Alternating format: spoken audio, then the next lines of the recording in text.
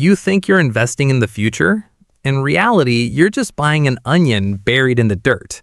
Imagine trading your luxury downtown penthouse for a flower that will wither by next week. Sounds insane, right? Yet, in 1637, this was universally recognized as humanity's smartest shortcut to staggering wealth. Welcome to 17th century Netherlands, the world's very first capitalist empire. There were no Wall Street skyscrapers here, but financial greed had already reached a boiling point. Wealth was conjured out of thin air in filthy taverns, only to evaporate in the sewers moments later. Sanity was wailing, while greed was throwing a wild party. Open any economics textbook and the experts will fob you off with a cold, clinical term: Tulip Mania. They will solemnly explain how a rare plant virus caused tulips to develop beautiful stripes, creating a supply shortage that naturally drove prices through the roof.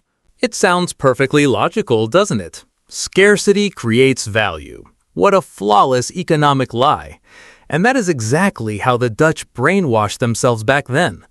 But what the textbooks will absolutely never tell you is that this was never a story about a flower. This was the first filthy Ponzi scheme in human history, tacitly condoned by the state machinery. Just how dark is the truth? The truth is, the demon known as financial derivatives had been unleashed.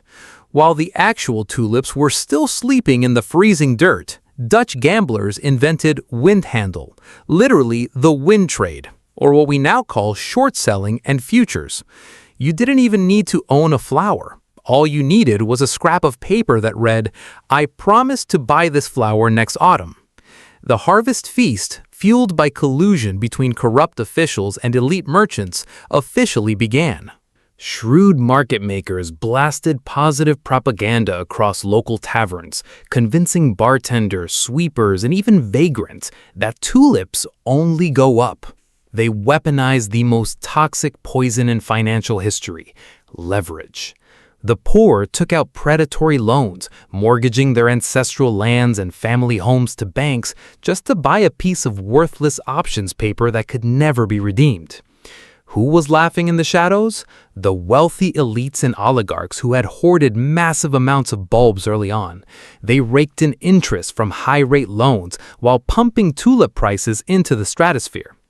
When even the beggars on the street started viewing themselves as trading geniuses, the Grim Reaper had already raised his scythe, standing right outside the door.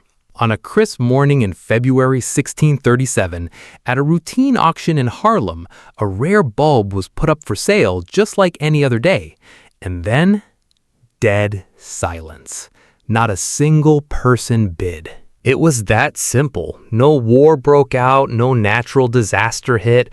It was purely because the pocket of the very last sucker in the chain was completely empty. Panic spread at the speed of light, like the Black Plague.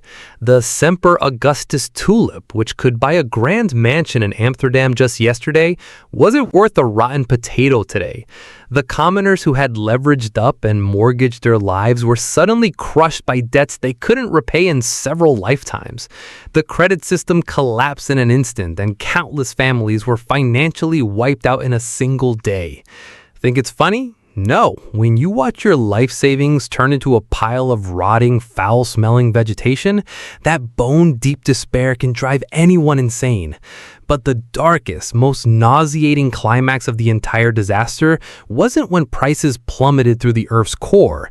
It was the exact second the Dutch government stepped in. Guess what the government did?